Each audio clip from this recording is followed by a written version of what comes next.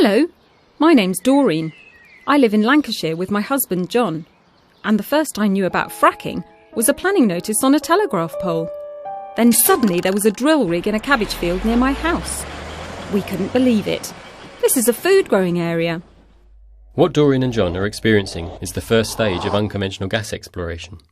A company moves in and builds a well pad. They put up fences and gates and a drill rig arrives.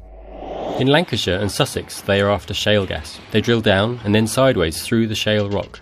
Millions of gallons of fresh water, chemicals and sand are injected to force the rock apart.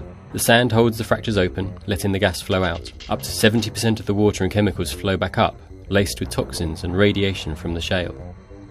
In the Midlands, the West Country, Wales and Scotland, they are after coalbed methane. They drill down and then drill sideways through the coal. The groundwater that is trapping the methane gas has to be pumped out continuously so that the gas can come to the surface. Coal seams are sometimes fracked to stimulate the flow.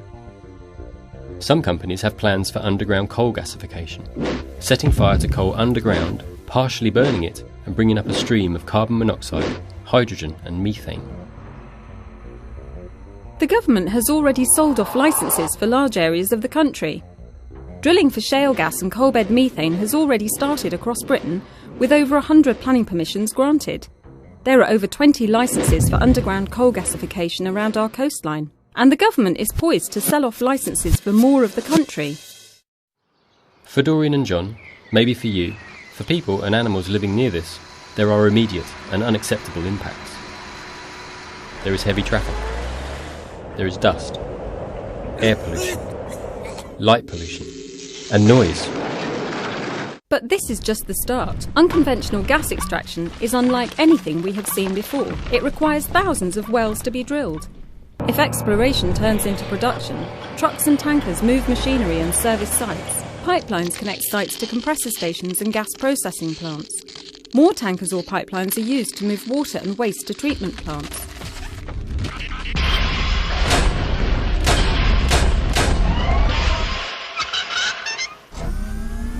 Doreen and John were worried and concerned when this monstrous industry arrived on their doorstep. Now they see it for what it really is. The industry has powerful friends with vested interests. It employs lobbyists to peddle lies and false promises. Unconventional gas is very expensive to produce. The industry needs high energy prices to make a profit. These gas wells decline quickly. Constant drilling and investment are needed just to stand still. All these energy sources are unsustainable. They threaten and damage existing industries and employment. The oil and gas industry has a dismal track record. It spends millions on publicity each year to discredit scientific studies and increasing evidence that it is unsafe, high risk and dirty. Unconventional gas extraction pollutes our air. Air pollution is insidious and can be hard to detect. The industry actively pollutes clean drinking water. Water we all rely on for life. Wells fail, accidents happen, water is contaminated. The industry works to divide and undermine communities. When problems occur, families can find themselves stressed, sick, and trapped in houses they are unable to sell, insure or remortgage. Across the planet, people understand the threat of unconventional gas. In the US, communities are coming together to defend themselves and their right to clean air and water. In Australia, farmers and communities are locking the gates and taking direct action to stop the industry. In Europe, massive public protests have led to bans and moratoriums. In Lancashire, Doreen and John have found other people in their community that feel the same as they do, and they are saying no. What we've learnt from what's gone on in America is that we can all be poisoned, I think, by stuff that's going into the atmosphere. There's also a problem with water going into the aquifer, poisoning the earth. Definitely nobody at all will ever convince me that the chemicals that are going down are not going to get into the aquifer. I just cannot believe it. It's like a roulette wheel, actually.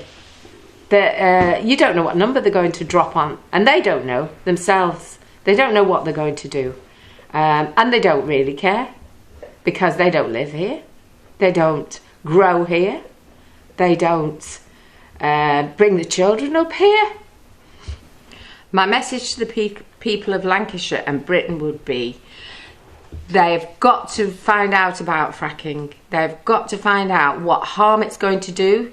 And we, unfortunately, in Lancashire, are the beginning of it. But people in other parts of the country have got to realise that it's coming to them as well. And we need to stop this now.